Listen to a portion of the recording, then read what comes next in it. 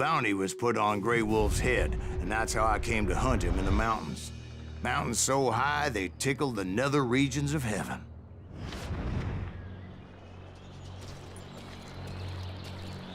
Grey Wolf was a Chiricahua Apache medicine man who had led a war party in revenge for a massacre against his people.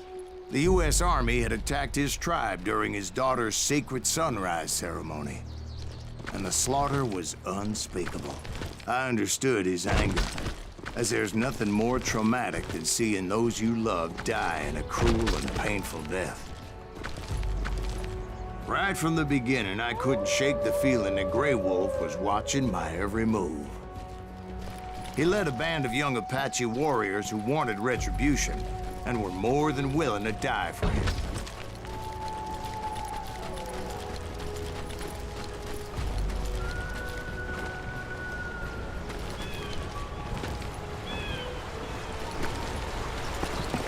They saw me before I saw them.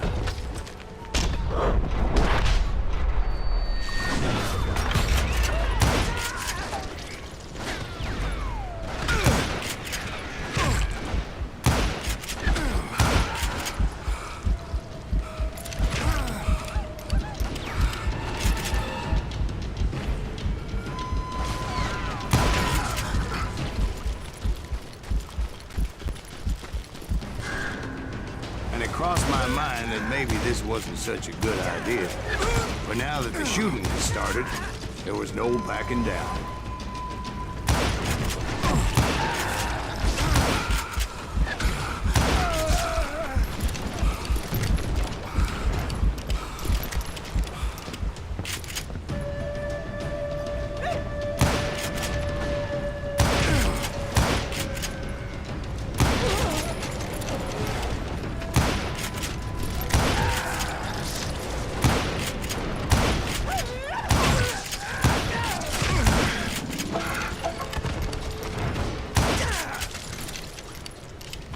It was rugged country, the winter home of the Chiricahuas, and that's why they had retreated there.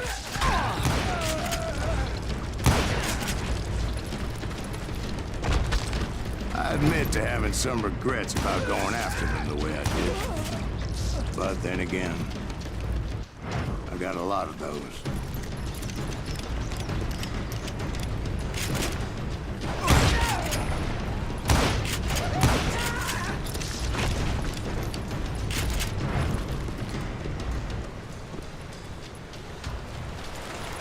Did you find Grey Wolf? Not at that moment, but I did find the entrance to their hideout.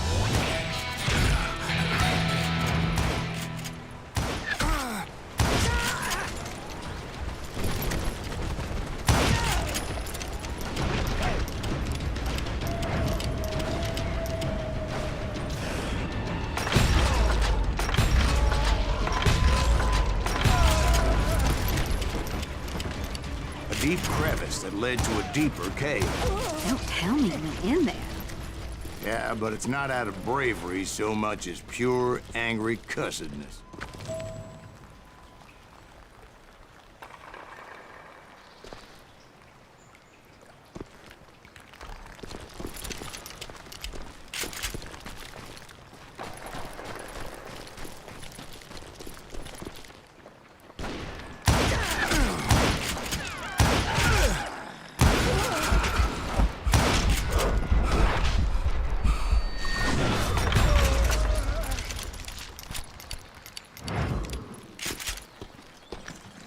See, back then, I had a stubborn streak a mile wide, and I wasn't about to back down.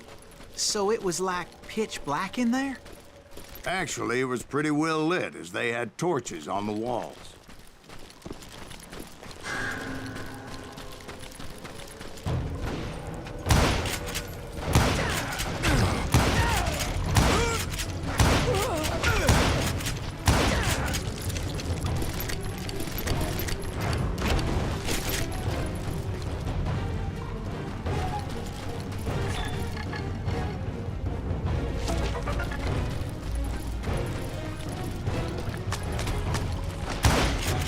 How big was this cave? Big as hell, Ben. Chiricahua had hid out there during the Indian Wars.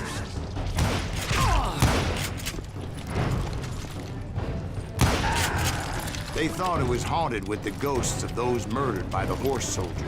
The cave was haunted with dead Indian ghosts? To be honest, I was more concerned with the live ones than the dead ones.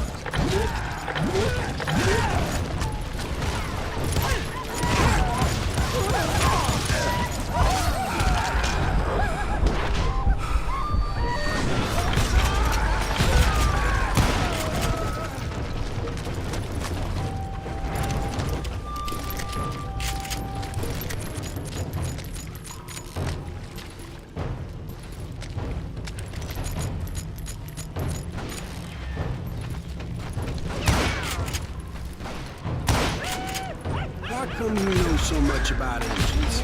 A few years back, I was married to 2 Mescalero women. At the same time? Yeah, they were sisters. Polygyny is traditional among the Mescalero. So what happened? Oh, I had to get out of there. Those girls never shut up. Both of them nagging at me all the time. Drove me half crazy. Haven't seen them since. I came upon this flooded grotto, and that's when I saw him. He came to me unarmed and unafraid. His voice echoed in the shadows. And I sensed he meant me no harm. You carry great darkness in your heart, and if you do not release it, it will claim your soul. The sound of his voice put some kind of ancient Indian spell on me.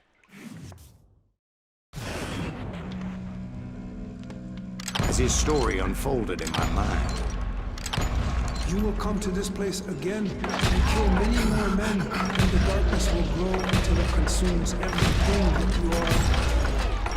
The soul would have no rainbow if the eye had no tears. he said I was a great warrior, a coyote man, unequaled by any other pale-faced warrior, or something like that. The snakes will bite shadows of your past until a venom poisons your heart, and an echo of the song of your dead summons the spirits deep from within the mountains. I didn't quite get what he was saying, but there was definitely snakes. And indeed, his warriors surrounded me and attacked me like hungry wolverines. They couldn't stop me, though, and Grey Wolf wasn't in the mood for idle talk.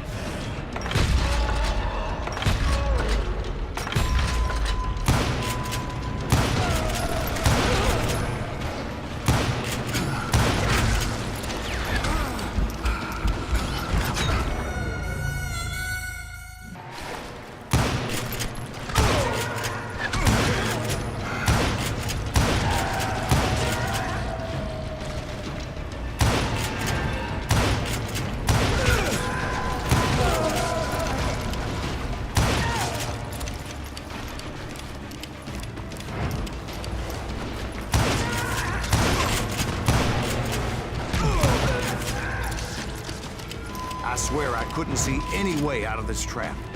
But suddenly, one just appeared. Kind of like a miracle.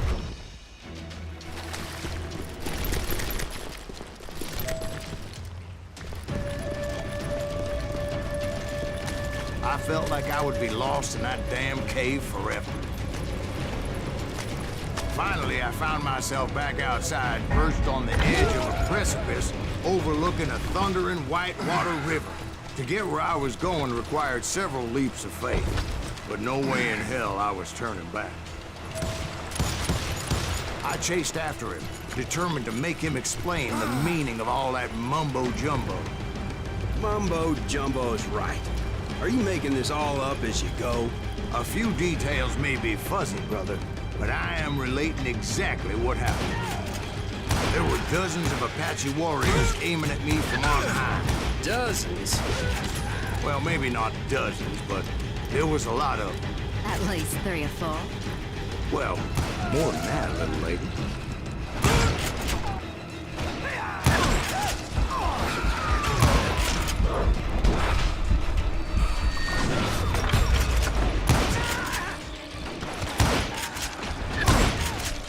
I had a steep climb up creek ahead of me and scrambled up those rocks like a mountain goat. I was determined to locate Grey Wolf and find out exactly what the hell he was trying to tell me.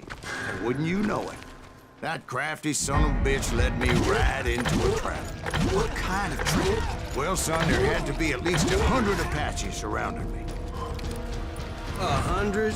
God be my witness. Oh, come on. Who you kidding? Hey, I believe you.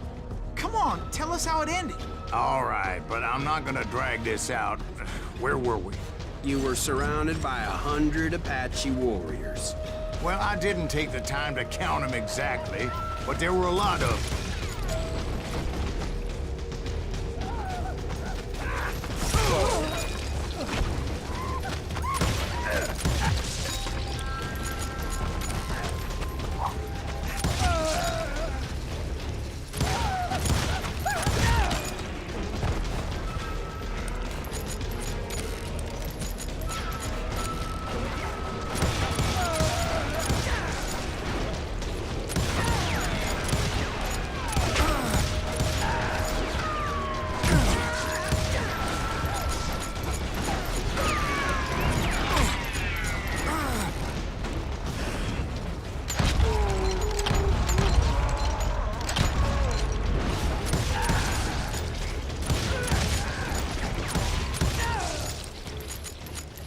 And in the end, a path appeared before me that I had not seen before.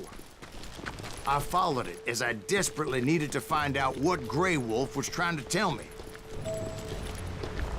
But it was like that son of a bitch disappeared into thin air.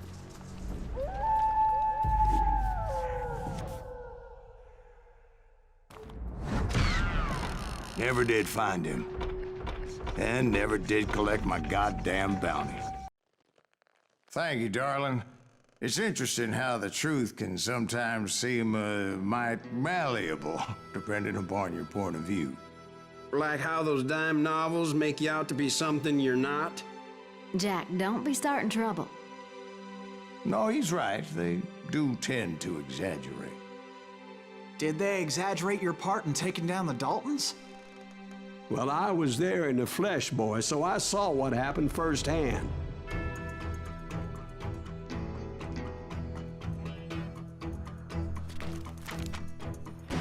Those Daltons were lawmen once, before they all went bad, robbing banks and trains clear across the territory. Until Coffeeville, of course. I was one of the citizens who took up arms that day. Fighting on the side of the right? I did my best, sir. We all did. It was early morning. One of my friends was a local gunsmith, and he handed out firearms to anybody who'd take one. You see, the Daltons got it in their heads to rob 2 banks at the same time. 2 banks on the same damn street. Story was Bob Dalton's girl was always writing him about how he had no ambition. Oh, you're nobody next to Jesse James, she'd say. Finally, the bastard took his brothers to Coffeeville just to shut her up. Right. It's always the woman's fault.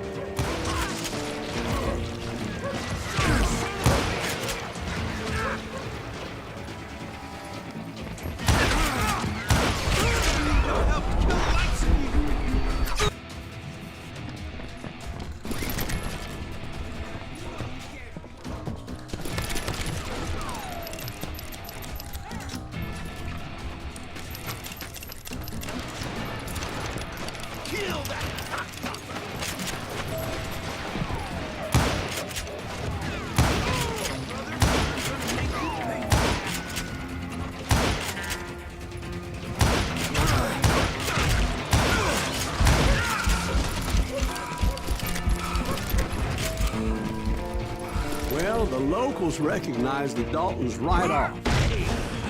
Before they could get away, half the town took up arms to defend their property.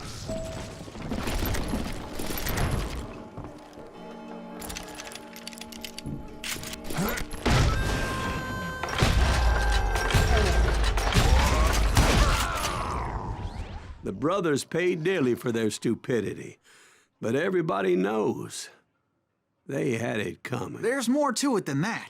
I read all about that day, so I know for a fact that it went down very differently. First of all, it was high noon. A posse of U.S. deputy marshals were on the rooftop across the street. Get ready, boys. They're gonna make a move. The lawmen had been tracking the Daltons for months. Now they finally had them dead to rights. Among them was a bounty hunter feared by many a lawbreaker. This man had no intention of letting the Daltons slip away. The marshals tried to get the Daltons to surrender. They'll give up eventually. We just gotta wait for something. This bounty hunter knew that the brothers were far too proud to ever lay down their guns.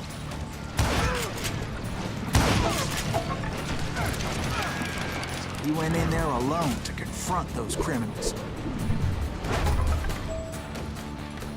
One of the marshals shouted, "Where are you going? Are you crazy?" Hey, where do you think you're going, dumbass? That rifle's mine. But he paid him no mind. He saw a way to get around to the back of the bank. Then he figured out how to hit the Daltons from a direction they weren't expecting.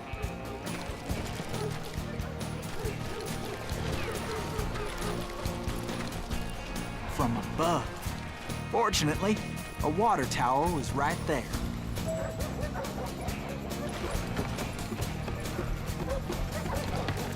A moment later, he was climbing up a steep ladder, laughing at danger as he did.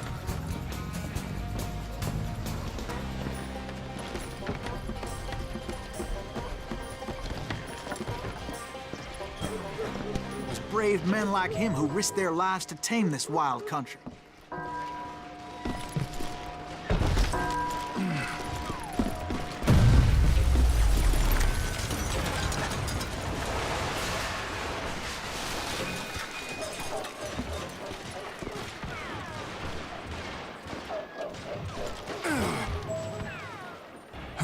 We've got company.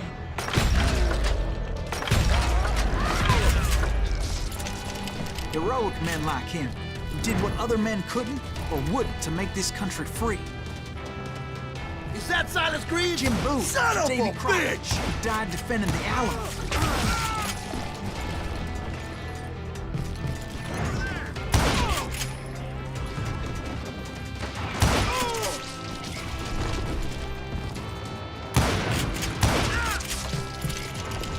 You can run, but you can't hide forever.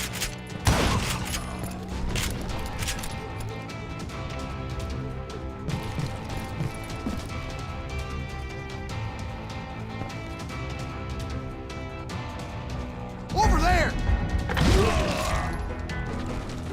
That's Silas Greaves. What the hell? Blam! Blam! He came away victorious, taking down those thieving Daltons. His name was Silas Greaves, and when the dust finally settled, he was the last man standing. Sorry, kid, but that just wasn't the way it happened.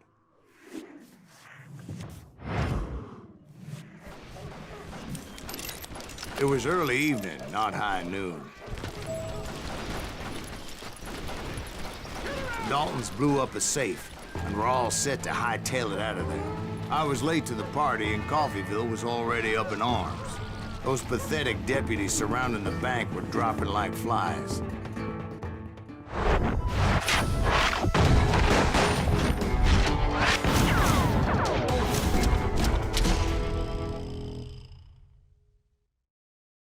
I had been tracking those jokers for months, waiting for them to do something reckless. In for the kill. And finally, they did. Those stupid bastards decided to rob 2 banks at the same time in the same town where everybody knew them. But they still had friends in Coffeyville.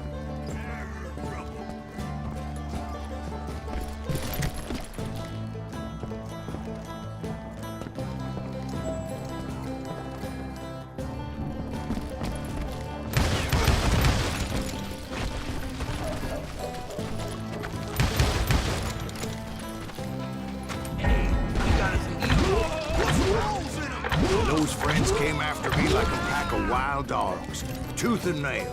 They were coming at me from all directions. I caught sight of the Daltons running with the money and didn't want to lose them. The problem was, they knew the town better than I did. And to top it off, I found myself in the middle of another shootout entirely. Did the Daltons hole up in somebody's house? No, it was the Smiths, I believe. They were cousins of the Daltons, and they were shooting at the Browns, who were shooting at the Daltons, which wasn't any surprise, because those two families have been feuding forever. And since the Joneses are related to the Browns, they shot at the Smiths, pissing off the Heimhoffers, whose daughter recently married a Smith. Well, bullets were flying every which way as all the old feuds in Kansas caught fire all at once. The Dalton boys knew I would never give up. Those Daltons weren't the sharpest knives in the drawer, but they always stood together. They set a trap to slow me down and allow at least two of them to escape. The third brother stayed behind to plant me, just in case that trap of theirs didn't work. It was Emmett, the youngest, and he decided to stand his ground and face me down. I ain't afraid of you, Silas Reeves. This is where it ends for you. He was determined to protect his brothers, and I understood how he felt. Taking me on all by his lonesome wasn't exactly a recipe for a long life. I'm gonna plant you where you stand.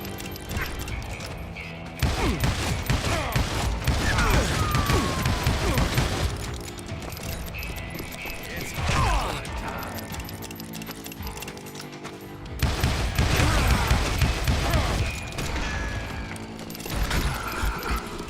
You messed with the wrong damn Dalton. But Emmett Dalton survived the robbery in Coffeyville. He's the only Dalton who did. They say he was shot 23 times. Well, Dwight, who do you think put all those damn holes in him?